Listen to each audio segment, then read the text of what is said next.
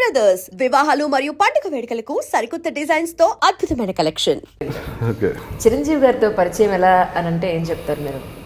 అసలు ఫస్ట్ మీరు ఎలా కలిసారు? స్నేహం కోసం సినిమాలో రవికుమార్ డైరెక్టర్ కేఎస్ రవికుమార్, ఆయన తమిళ్ నన్ను ఇంటర్వ్యూ చేశారు. నా ఫస్ట్ 5 ఫిల్మ్స్కి ఆయన డైరెక్టర్ కేఎస్ రవికుమార్. ఓకే. స్నేహం కోసం సినిమాకి షూటింగ్ వచ్చినప్పుడు నా ఫోన్ సార్ ఇలా చిరంజీవితో సినిమా చేస్తున్నారు, రా లొకేషన్ రా, నాకు ఎవరు తెలియదు ఇక్కడ, ఇబ్బందిగా ఉందంటే వెళ్ళా. వెళ్తే ఈ సినిమా తమిళ్ వెర్షన్ ఆయనే డైరెక్టర్. Okay, right. ఈ సినిమా చూసామంటే చూడలేదంటే DVD ఇచ్చారు చూడమని. నా దగ్గర DVD ప్లేయర్ లేదంటే ఆయన ఇచ్చారు డైరెక్టర్. ఓకే.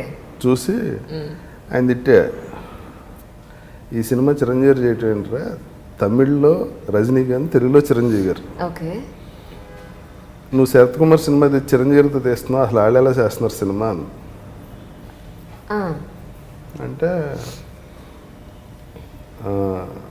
లంచ్లో చిరంజీవి గారు పిలిచారు నన్ను. ఏమన్నా నువ్వు డైరెక్టర్తో అన్నారు. నేనేమన్నా చెప్పు పర్లేదు ఇలా అన్నాను. అలా ఎందుకు అనిపించింది నీకు అన్నారు. ఆ సినిమాలో విజయ్ కుమార్ క్యారెక్టర్ దగ్గర చిరంజీవి గారు ఇలా ఉంటారు, చేతులు కట్టుకుని ఉంటారు. వాళ్ళిద్దరు చిన్నప్పుడు ఫ్రెండ్స్ అయినా ఈయన పని అయినా అది ఆయన ఓకే. చిరంజీవి గారు కొడుకుంటారు, ఆయన కూడా విజయ్ కుమార్ గారి దగ్గర ఇలాగే ఉంటారు. ఆయన ఫ్యాన్గా మెగాస్టార్ కదా. ఇప్పుడు విజయ్ కుమార్ అక్కడ అంటే ఇమేజ్ని బట్టి చెప్తున్నా, విజయ్ కుమార్ తమిళ్లో పెద్ద ఆర్టిస్ట్, మన తెలుగులో చాలా తక్కువ సినిమాలు చేశారు. ఆయన దగ్గర ఈయన చేతులు కట్టుకుని ఉన్న చోట నాకు ఎక్కడో నచ్చలా, అది చెప్పా. తర్వాత ఈవినింగ్ ప్రొడ్యూసర్ గారు కారులో తీసుకెళ్ళి రత్నం గారు అంటే బీహార్ నుంచి వచ్చావు అనుకున్నాను, బీహార్ అనుకున్నావు, ఇదేమన్నా కోట్లు పెట్టి సినిమాలు చేస్తున్నావు, ఏం మాడుతావు నువ్వు వచ్చి అక్కడ ఏం మాడుతున్నావు, ఎన్ని కోట్లు పెట్టింది తెలుసా మీకు, ఫుల్గా వాయించారు. నేను మొన్నటి లొకేషన్కి వెళ్ళటం మానేసా. అప్పుడు రవికుమార్ ఫోన్ చేశాడు, బాబు నీ సినిమా చూసినందుకు నాకు బాగా పెట్టావు, ఇక్కడ ఉండాలి నేను తెలుగు ఇండస్ట్రీలో, నువ్వు వెళ్ళిపోతావు సినిమా చేసి, నేనైతే ఎక్కడికి రాను. చిరంజీవి ఫోన్ చేశారు, రా. ఇంకా ఆ సినిమా అయ్యి ఆయన వెళ్ళిపోయాడు రవికుమార్, నేను అన్న దగ్గర ఉండిపోయాడు. అది స్నేహం కోసం.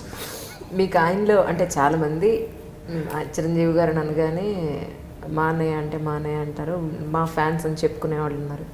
మీరు అతి సన్నిహితంగా ఉన్న వ్యక్తి కాబట్టి అడుగుతున్నాను, ఆయనలో మీకు బాగా నచ్చే లక్షణం ఏమిటి? ఆయన ఎలా ఉన్నా ఇష్టం నాకు. ఆయనలో ప్రతీదీ నచ్చే విషయం.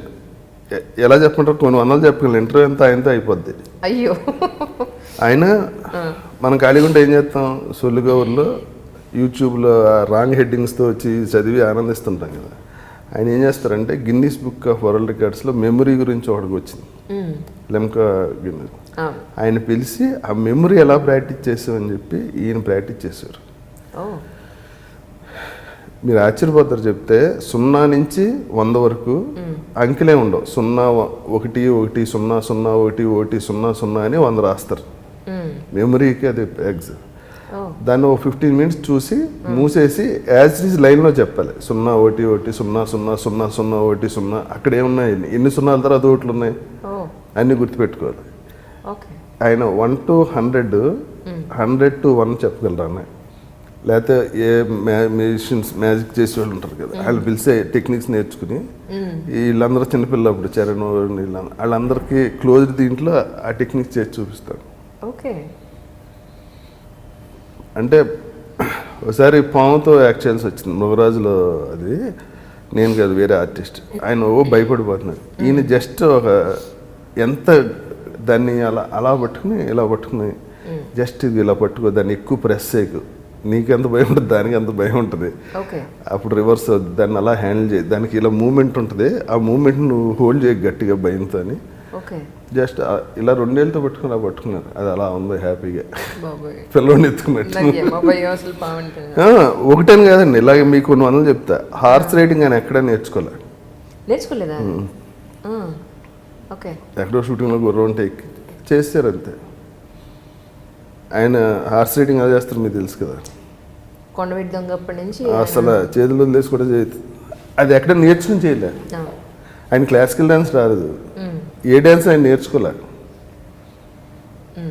ఇప్పుడు డ్యాన్స్ చేసినప్పుడు నేను కూడా హీరోగా ఏదో 2 సినిమాలు చేశాను, అది చేశాను. అయ్యో. చేసినప్పుడు హ్యాండ్స్ ఎక్కడ పెట్టుకోవాలి తెలియదు, తెలుసండి మీకు ఎంత కష్టమో. మీకు ఆర్టిస్ట్ కాదు, మీకు డైలాగ్ చెప్పినప్పుడు కూడా అనిపిస్తుంది చేతిలో ఎక్కడ పెట్టుకోవాలి తెలియదు. ఎగ్జాక్ట్లీ నిజం. మీకు ఇంటర్వ్యూ చేసినప్పుడు తెలియట్లే ఎక్కడ పెట్టుకోవాలో. అయ్యో మళ్ళీ మీ డైమండ్ అన్నీ చూపించారు. ఈ అలవాట్లో పొరపాటు సార్.